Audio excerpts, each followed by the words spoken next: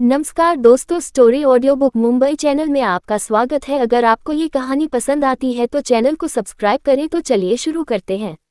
अब तक आप लोगों ने सुना कि हर्षवर्धन की दादी गुस्से में हर्षवर्धन को डांट रही थी और पूछ रही थी कि उसने पवन रावत को मार दिया, लेकिन हर्षवर्धन साफ साफ मना कर देता है कि उसने नहीं मारा था। पवन को उसकी दादी को हर्षवर्धन की बात पर यकीन नहीं हो रहा था।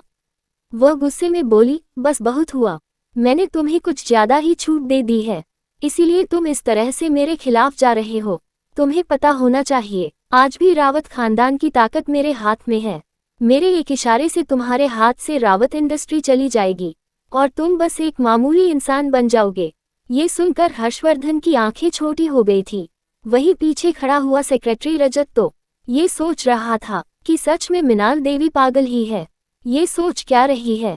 हर्षवर्धन की खुद की इतनी बड़ी कंपनी है जिसके आगे रावत इंडस्ट्री की कोई औकात नहीं थी।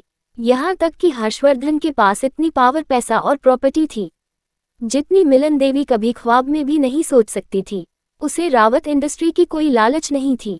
वह बस परिवार की रिस्पेक्ट करता था और वह नहीं चाहता था कि रावत परिवार का मजाक बन जाए। उसे बचपन से ही परिवार की वैल्यू और इम्पोर्टेंस को सिखाया गया था, इसीलिए वह रावत इंडस्ट्री और रावत परिवार की जिम्मेदारियां को अपने ऊपर ले रहा था, फिर चाहे उसमें कितनी ही प्रॉब्लम क्यों ना हो। दूसरी ओर मीना देवी को इस बात से कोई फर्क ही नहीं पड़ रहा था।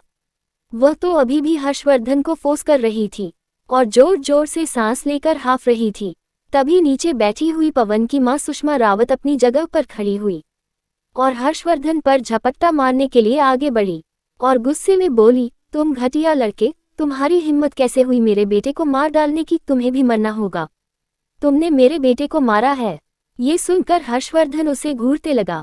अभी वह हर्षवर्धन तक पहुंचता उससे पहले ही रोबोट नोबिता आगे बढ़ा और एक स्विफ्ट किक के साथ सुषमा को दूर फेंक दिया। वहीं सुषमा दर्द से तड़पते हुए अभी भी जमीन पर गिरी हुई थी और हर्षवर्धन को फोर्स कर रहे थे। हर्षवर्धन ज्यादा कुछ नहीं बोला। आखिरकार वह समझ सकता था, जिस माँ ने अपने बेटे को खाया था वह बौखला ही जाता है, चाहे फिर उसका बेटा कितना ही गलत क्यों ना हो। वही मीनल देवी तो अभी भी लंबी लंबी सांस भर रही थी और हर्षवर्धन से कह रही थी, तुम्हारी हिम्मत कैसे हुई मेरे खिलाफ जाने की? फिर वह हर्षवर्धन को वार्न करते हुए बोली, मुझे पता है ये सब कुछ तुम्हारी उस बीवी की वजह से हो रहा है। आज तक तुम मेरे सामने ही बड़े हुए हो, कभी तुम मेरे खिलाफ नहीं गए हो। आज तुम्हारी इतनी हिम्मत हो गई कि तुम मेरे खिलाफ जाने लगे हो। ये सब कुछ तुम्हारी उस बीवी की वजह से है। उसी ने तुम्हारे अंदर यह जहर भरा है जो तुम रावत परिवार की इज्जत नहीं कर रहे हो। ये सुनकर तो हर्षवर्धन की मुठिया कस गई।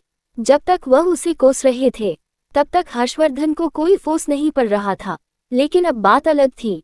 अब वह उसकी बीवी को टारगेट कर रहे थे और यह हर्षवर्धन को बर्दाश्त नहीं था। हर्षवर्धन गुस्से में बोला, बस बहुत हुआ।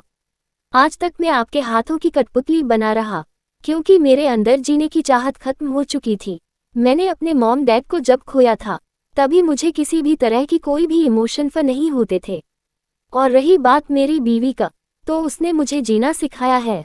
उसने सिखाया है, दुनिया के बारे में बाद में सोचो, पहले खुद के बारे में सोचो। उसने मुझे सिखाया है कि दुनिया के निर्धारित उसूलों पर चलना बंद करो और खुद के उसूल बनाओ जो सच्चे और विश्वास नहीं हो। अनाया ने आज तक मुझे सिर्फ यही सिखाया है, लेकिन हर बार मैं आपकी बात सुनता रहा और हर बार आप जो कहीं वह मैं कर दूं और आपके हर बात में या फिर फैसले में सिर्फ रावत परिवार की बात होती है, वहां पर हर्षवर्धन का कहीं जिक्र नहीं होता। आप भूल रही है, हर्षवर्धन रावत तभी बना जब वह सिर्फ हर्षवर्धन था। इतना बोलकर वह उन्हें घूरने लगा। वही हर्षवर्धन की इतनी लंबी बातें और इतने कठोर व्यवहार को देखकर हर कोई चौंक गया था, क्योंकि आज तक हर्षवर्धन कभी किसी को सफाई देना जरूरी नहीं समझता था। उसके हिसाब से यह सारी चीज बकवास है। जो लोग उसे समझते हैं वह जानते हैं वह क्या कर रहा है, और जो उसे नहीं समझते हैं उसके लिए हर्षवर्धन को एक्सप्लेन करने की जरूरत नहीं है। लेकिन आज वह सामने से चलकर खुद को एक्सप्लेन कर रहा था। वह दिल के किसी कोने में उम्मीद कर रहा था कि उसकी दादी माँ उसको समझेगी। आखिरकार उसके मॉम डैड के जाने के बाद उसी ने उन्हें संभाला था और वह नहीं चाहता था कि उसकी दादी माँ उसके खिलाफ जाए। लेकिन मीनल देवी कुछ समझती है और वह आगे बढ़ी और हर्षवर्धन को एक थप्पड़ मार दिया। इस बार रॉबर्ट नोबिता आगे नहीं आया, क्योंकि अनाया ने उसे कमान नहीं दिया था। हर्षवर्धन की बातें सुनकर वह दर्द महसूस कर रही थी और वह स्क्रीन की ओर देखते हुए इमोशनल आवाज में बोली, हर्ष, मुझे पता नहीं था कि तुम्हारे अंदर इतना सब कुछ बुरा भरा है। तुम चिंता मत करो, हर किसी को अपने किए की सजा मिलेगी। ये कहते हुए उसकी आंखों में आग जल गई थी। वह अपने पति को टूटा हुआ महसूस नहीं करना चाहती थी। उसका हर्षवर्धन एक मजबूत शख्सियत का मालिक था। वह दुनिया को अपने कदमों में झुकाने की ताकत रखता था और अनाया को वही हर्षवर्धन पसंद था। वह नहीं चाहती थी कि हर्षवर्धन के चेहरे पर हल्की सी भी शिकन आए। वही मीनल देवी हर्षवर्धन को थप्पड़ मारने के बाद गुस्से में बोली, तुम बहुत ज्यादा आगे बढ़ रहे हो, तुम मेरे खिलाफ जा रहे थे। वह बात अलग थी, तुमने विद्रोह किया और परिवार की डिसरिस्पेक्ट की। ऊपर से तुमने अपने ही कजिन को मार डाला। ये कहाँ का न्याय है? तुम जानते भी हो इसके अंदर भी रावत खानदान का खून दौड़ता था, फिर भी तुम्हें जरा सी शर्म नहीं आई इसे मारने से पहले। ये सुनकर हर्षवर्धन की आंखें छोटी हो गई। तभी मीनल देवी बटलर से बोली, पुलिस को बुलाओ, मैं कंप्लेंट लिखाना चाहती हूँ। ये लड़का अब मेरे हाथ से निकल चुका है, अब उसे पता चलेगा जब परिवार का सपोर्ट इसके नहीं होगा तो उसे क्या कुछ बर्दाश्त नहीं करना पड़ेगा। आज मैं इसे जेल भेज कर रहूंगी। इसे पता चलना चाहिए कि रावत परिवार के नाम की वजह से ही वह इतना ऊपर उठा है। अगर रावत परिवार नहीं होता तो उसकी कोई औकात नहीं होती। वही मीनल देने की बात सुनकर वहां खड़ा हर इंसान सदमे में था। वहां पर सिर्फ एक ही इंसान खुद था, वह भी सुषमा रावत। सुषमा जोर जोर से हंसते हुए बोली, पहली बार मम्मी आपने हमारा का साथ दिया है, वरना तो आप हर बार अपने इस पौधे को बचाती रहती थी और उसी का साथ देती थी। आपको मेरे बेटे के लिए इंसाफ करना ही होगा। ये खूनी है, इसलिए मेरे बेटे को मारा है। इसे बाहर घूमने देना ही नहीं चाहिए। तब तक जयेश रावत भी होश में आ चुका था। हालांकि उसकी हालत इतनी ज्यादा अच्छी नहीं थी, लेकिन वहां की हर चीज को पहले ही सुन रहा था। वह बस बेहोश था और होश में आते ही वह भी बिना किसी शक के हर्षवर्धन पर इल्जाम लगाने लगा, जैसे हर्षवर्धन कितना बड़ा गुनाह किया है। हर्षवर्धन उसे टॉर्चर किया था। वह हर चीज को बड़ा चढ़ाकर बोल रहा था, जैसे पता नहीं हर्षवर्धन उसके साथ क्या कुछ ना कर दिया हो। हर्षवर्धन भी वहां चल रहे तमाशा को देख रहा था, लेकिन वहां पर दो शख्स ऐसे भी थे जिनकी आंखों में सिर्फ नमी थी, जो कोई और नहीं हर्षवर्धन के मॉम डैड थे। उन्हें समझ नहीं आ रहा था कि वह किसका साथ दे। एक तरफ उनका बेटा था जो इतने सालों से इतना कष्ट सह रहा था और सब कुछ अपने कंधों पर बोझ की तरह उठाए हुए था, और फिर भी चेहरे पर एक भी सीजन नहीं लाता था। दूसरी ओर उसकी माँ थी जिसको उसने पैदा किया था। वह समझ नहीं आ रहा था कि वह किसका साथ दे, लेकिन हर्षवर्धन के लिए बुरा भी लग रहा था। तभी राजवीर रावत गंभीर आवाज में बोला, मॉम आप ये क्या कह रही है? हर्षवर्धन आपका पोता है। ये सुनकर मिलन देवी उसे गुस्से ने बोली, ये सारी हरकत तुम्हारी वजह से ही हो रही है।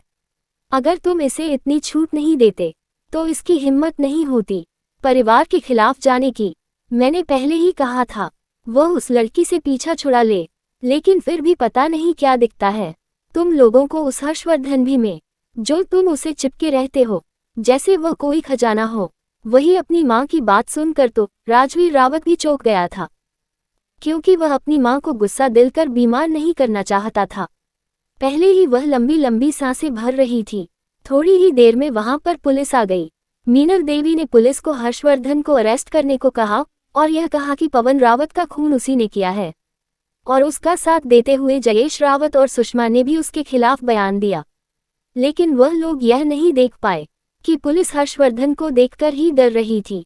उनकी तो हिम्मत ही नहीं हो रही थी 2 कदम आगे बढ़ाने की।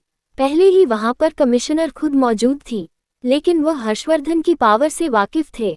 उन्हें लग रहा था ये बस पारिवारिक छोटा मोटा मामला है, लेकिन उन्हें नहीं लगा था कि यहाँ आकर खुद उन्हें हर्षवर्धन रावत को अरेस्ट करना होगा। अगर पता होता तो वह लोग आते ही नहीं। भला प्राइम मिनिस्टर भी जिसे डरते हो उसके खिलाफ जाने की हिम्मत कौन करता? और हर्षवर्धन को छूने की औकात पूरे देश में किसी की नहीं थी। वह प्राइम मिनिस्टर को अपने एक फोन कॉल से अपनी बात मनवाने के लिए राजी कर लेता था। इतनी पावर रखने वाले इंसान को भला कौन अरेस्ट कर पाएगा? लेकिन मीनल देवी अपनी बात पर अड़ी हुई थी। हर्षवर्धन भी देखना चाहता था कि उसकी दादी किस हद तक उसके खिलाफ जा सकती है। इसलिए उसने चुपके से मीनल देवी की बात करने के लिए कमिश्नर को इशारा कर दिया। कमिश्नर भी डरते डरते आगे बढ़ा ताकि वह हर्षवर्धन को अरेस्ट कर सके। तभी उन लोगों के कान में बुलंद आवाज गूंजी, रुक जाओ। कौन आया था रावत मेंशन में? और क्या वो हर्षवर्धन को बचाने आया था या फिर उसके खिलाफ? और क्यों मीनल देवी अपने पोते के खिलाफ है?